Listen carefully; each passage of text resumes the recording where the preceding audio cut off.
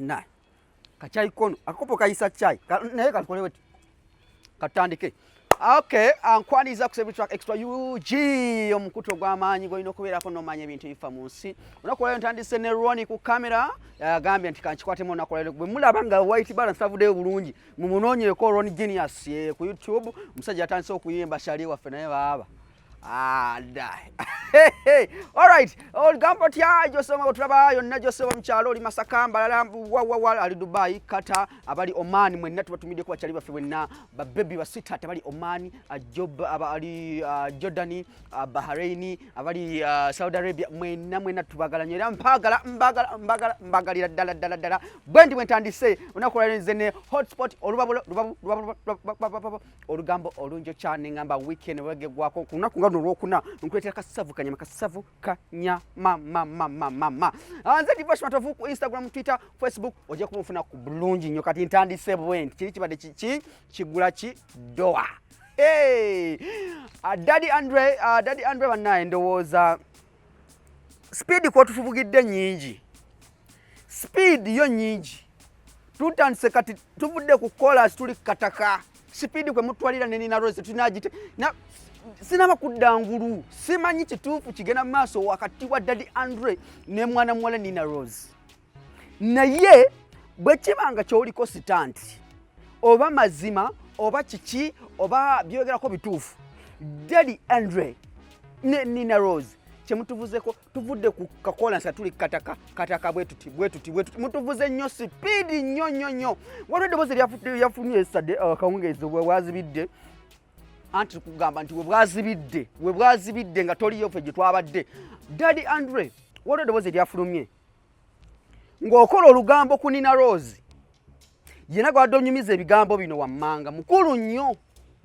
naye nze nkinazudde kiri kimu nti eddoboozi lino wali panze ne badde ogenda okwogera lifulume tulimanye si bwe kiri Ronnie okitegeera tutandikiddeawo Daddy Andre wafulumiza eddoboozi lino ng'oyogera bino wammanga okitegeera mwana wa maama Daddy Andre wagambye nti omukyalo oyo yakusibako mabega kwawo yavayo n'agamba mbu omukuba omuyisa bubi ewaka simanyi omukola biki simanyi bino na bino n'ogamba ate bwadonyumiza n'omugamba ate munenze saakunyumiza bya munju byadonyumya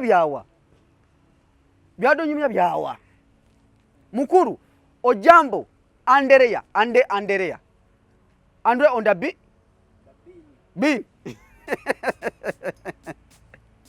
mukulu yadonyumya byawa wagambye go tusakunyumya bya munju muganda wange byadonyumya byawa gwena Nina Rose mutuvuze nnyo speed I like Nina Rose but nenge joge bekuba chemanyi kiri kimu nti Daddy Andre mwekwanina ku bili ne Nina Rose relationship yava wala msimanyi mumwekwanye mukati mugende simanyi mugenda kwewasa simanyi mumaze banga lya myezi ngesa tumugenda kwewasa never tekibangawo Daddy Andre just mpozi kutusiriwaza busiriwaza ndoza muntu laba kwa matu muntu yitambuzi omwizo kwa temulina mulavu teriyo ndoza muntu akamatu muntu tunatulaye kulya buli muddo kangukutuleko wano guguno muloza tugenda kulya buli muddo kati muntu akamatu muloza tuli mbuzi bakulu sebo tutegeera bye mugamba ne bane mwekyawayo weekend tubogere ate kyemanyi kimu okubogerako tugenda bogerako tetulina buzibu nammwe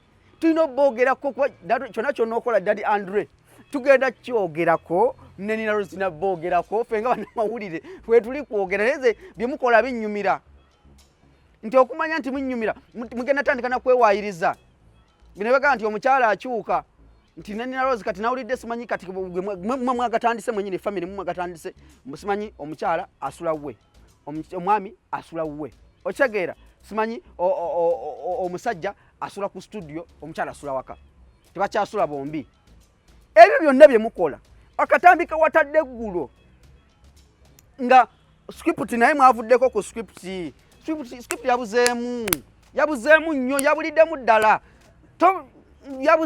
yabuzeemu teyavuddeyo bulungi naye katugenda kukwogerako akatambi ako nyanga batereko mulize Daddy Andre nga alina byayogera ku katambi ako kenjogerako muwulirize mumanye nti Daddy Andre atufumba atutokosa Daddy Ojambo Da Andre on the bean atufumba nnyo banenga amagamba gatasanga wano atansanga wano Daddy Andre on the bin. So chembagamba checho. So Nina Roz. By the way, I like Nina Roz. Omuyimbi mulungi, omuyimbi kati esawe no inspiring abayimbi abato, abaana abawala abajja kati mu industry.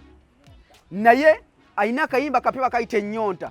Niwagenda omwana Ron ayogedde ku luyimba lwe bayite Nyonta olwa Daddy Andre ne Nina Roz. Olwa Nina Roz, si Andre yali directing. Emagava ne mugamba nti baawukanye. Ate ntugenda nga video bagidirectinze, Andre yagidirectinze. Ne?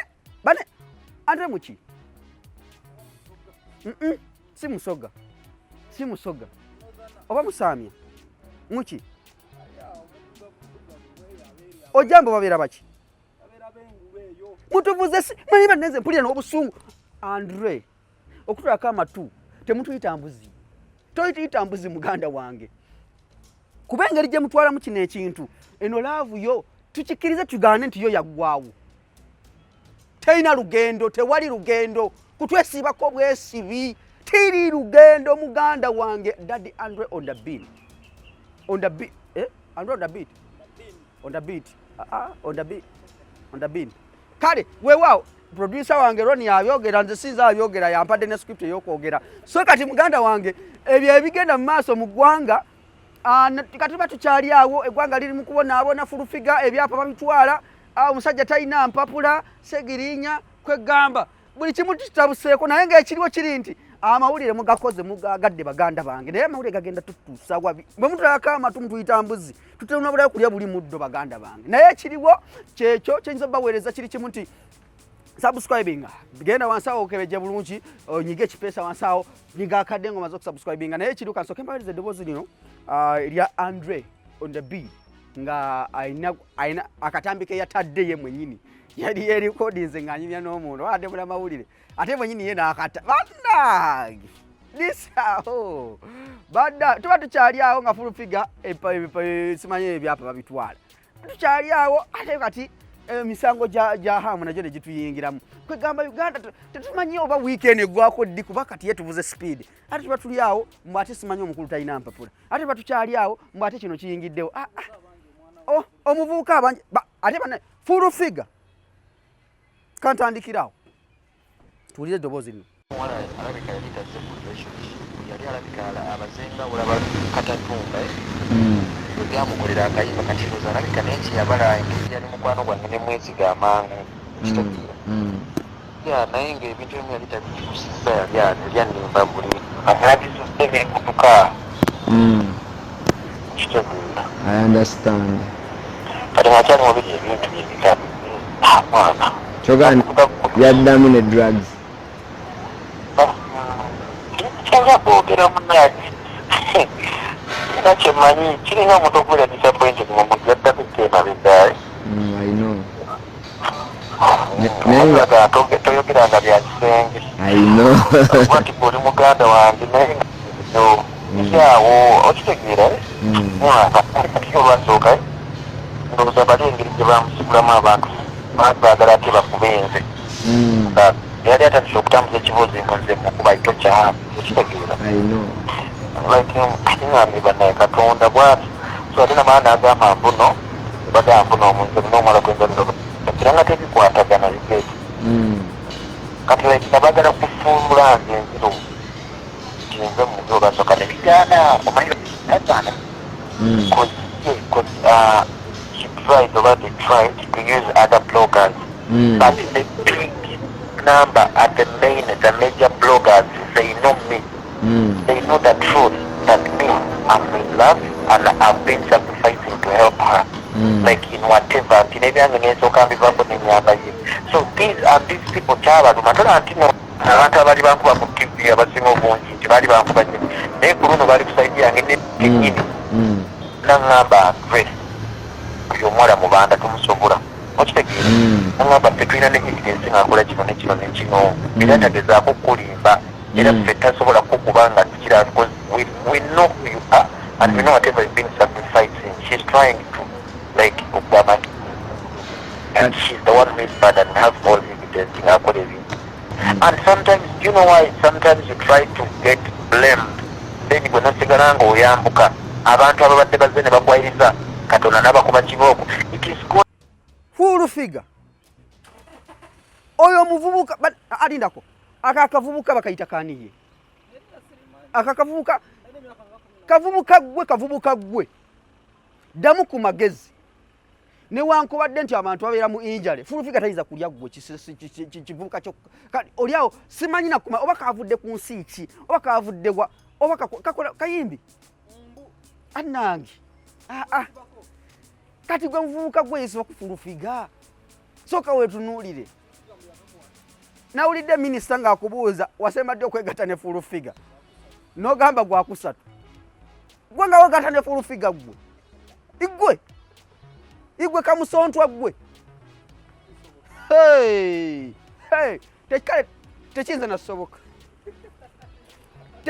nasoboka kale ne bagamba nti begatte wemu ne full figure batuleetera eddagala lya corona full figure toza mwebakako gwe kamusontwa okujja kusimanyi oba buvuuka kati gwotandikira gwa kale kwe kati tetuganye ni full figure ayiza okuba kale oyiza okuba bamukubisa obulagala naye nze kyemmanyi ku full figure gwe mmanyi ne bw'omukubisa bulagala ki toyinza mwebakako gwe kamusontwa akatunulira nze nebaka naye omwezi ogwokusatu oguwedde twali wamu tekamanyi kwegamba nowulyange nikintu kikwata nga sikumyeza nyoga okakwata okanyuze kani maaso ga minisita kanyige nga kabyogere okanyigire mu ttaka kagwire mu ttaka nga kakugera ebyekisirusiru ebyo kati gwe kumuvubuka gwe kati full figure nga akwagaza ki kalaba omutwe akwagaza ki gwe akwagaza ki okitegeera twetaaga kati ngenda katwalira tamala emirundi akanyiga obuvivu obwo katerere mu layini mbuze n'otunulira omuvuvu kale nange lindako beerako awo kanjira kanyweko kacayi tojjako kanywe kacayi